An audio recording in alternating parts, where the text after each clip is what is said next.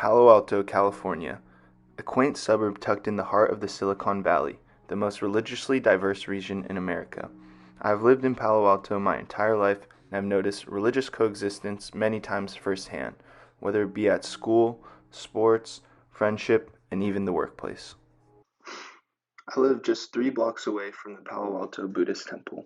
While I've never been Buddhist, I've spent countless hours at the temple. My first experience was learning how to ride a bike in their parking lot. Later that same summer, I began going to Japanese summer school, where we learned about Japanese culture and language. Around this same time, I also started playing basketball for the youth group at the temple. There is a basketball league throughout the Bay Area consisting of many teams entirely comprised of Asian Americans. The league originated during the Japanese internment era, where people heavily discriminated against Asian Americans solely for being Asian. White Americans did not want Japanese people playing in their recreational leagues, which is what led to the creation of this all-Asian league. While it started as only people of Japanese descent, it has transcended into a multicultural league with nearly every group of Asians throughout the Bay. My team practiced at the gym at the Palo Alto Buddhist Temple multiple times a week, all the way from third grade to senior year, before our season was cut short due to COVID.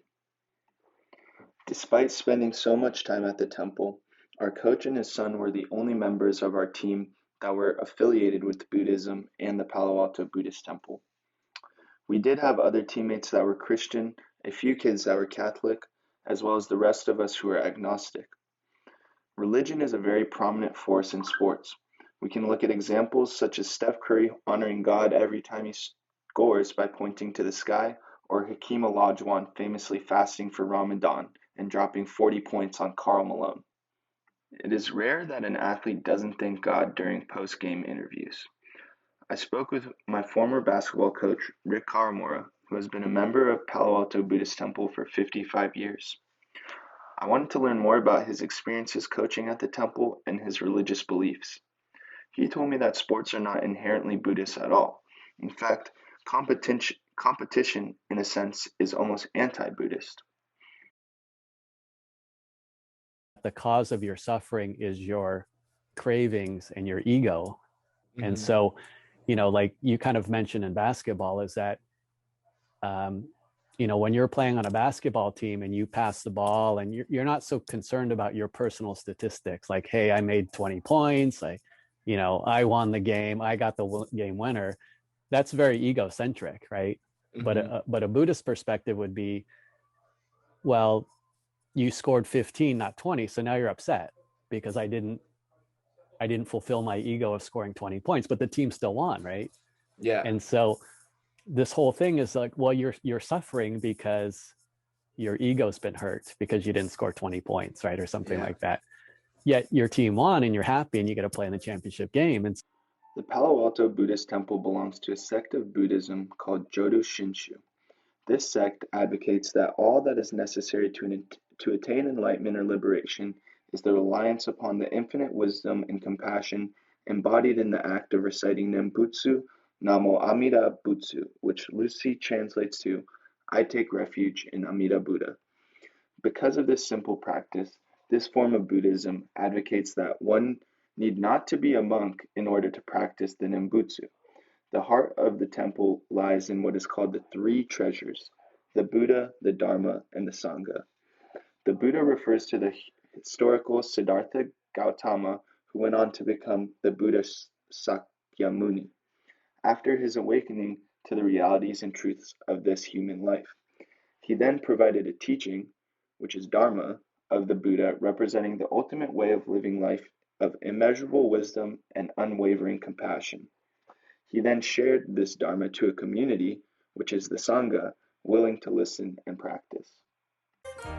The best example of religious pluralism that I experience every year is at the Obon festival.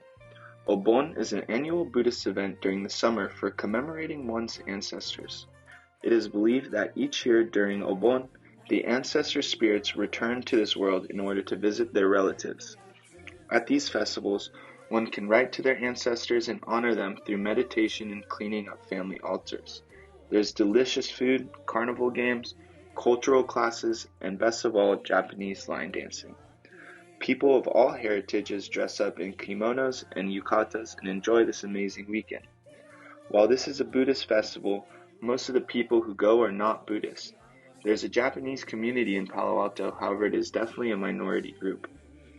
Other Asian Americans throughout the Bay Area, as well as many white Palo Altans, flock to the Palo Alto Buddhist Temple to enjoy Obon. Everyone loves Obon and everyone is welcome to join, as the event is completely free and volunteer run. My friends from school, who are mostly white and agnostic, love attending Obon every year, even though they are not Japanese and have no connection to Buddhism. Even my Irish Catholic grandmother is a huge fan of the Obon festival and has paid her respects to her lost loved ones and ancestors using Buddhist traditions. The Palo Alto Buddhist Temple has always been a space where I have felt accepted and loved, despite not being a member of the temple. Reverend Dean Koyama says, "Our temple programs and services are open to all who wish to observe and participate in them." My former coach, Mr. Rick Kawamura, has more to say about this. It was as part of Buddhism, there's this sense that it's come as you are, and all people are welcome. And I know you had kind of mentioned or asked that when you sent that email, but the San Jose Temple had a group for the LGBTQ community. And I did see that it was, they had kind of the tagline is, everyone is welcome, come as you are. And so even I got married, so Junko and I got married in Japan, and the former reverend from Palo Alto Temple had moved back to his home temple in Japan. And so he knew me when I was a little kid. So I called him and I said, "Hey, I'm in Japan, I want to get married, and what should I do?" And then, I'm like, "Hey, what should I wear, like a tuxedo or a kimono?" And he's like, he goes, "It doesn't matter. Like, you could wear jeans and tennis shoes if you want to, because it doesn't matter." And I'm like, yeah, I know, but we're going to take pictures and stuff. So I'll wear a tuxedo because my ego's getting in the way. But, that was just his response. He goes, "It doesn't matter." I haven't studied the other religions, but I remember, like, when I first went to college, there was a lot of people who, had Bible study and these types of things, and they wanted to know, like, "Oh, you're Buddhist. What do Buddhists think? What do Buddhists think about this or that?" Right. Mm-hmm. And then when I went to Japan, there was actually a woman who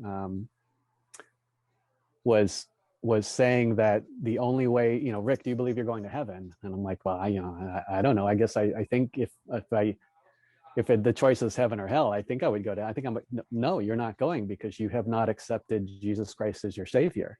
That's the only way to get to heaven, right? And I'm like, so I'm going to hell? It was very distinct that you had to accept Jesus Christ as your savior. And Buddhism doesn't have, you have to accept some godlike figure as the means to becoming Buddhist. It's just a way of, do you agree that your ego, you could be happier? Like, are you unhappy? Yes. Are you frustrated? Yes. Are you stressed out? Yes. Maybe Buddhism could help you. And like, well, what do you mean? And it's like, well, these are the Four Noble Truths, and these are the Eightfold Path. And, there's some other things, right, and if you think about it, you're like, that makes sense, right? Does that mean you're Buddhist? Like, I'm not sure, right? Like, can I come to your Sunday service? Yeah, you can come. Like, you didn't have to commit to anything, right? And so, but yeah, I mean, I guess I don't know why, when we're very tolerant or very accepting of everybody, right? It's just everybody's welcome, and like, again, come as you are. You could wear jeans and tennis shoes to service if you want. It doesn't matter. Community is one of the things that the temple really emphasizes, which is constantly increasing the diversity of people who visit.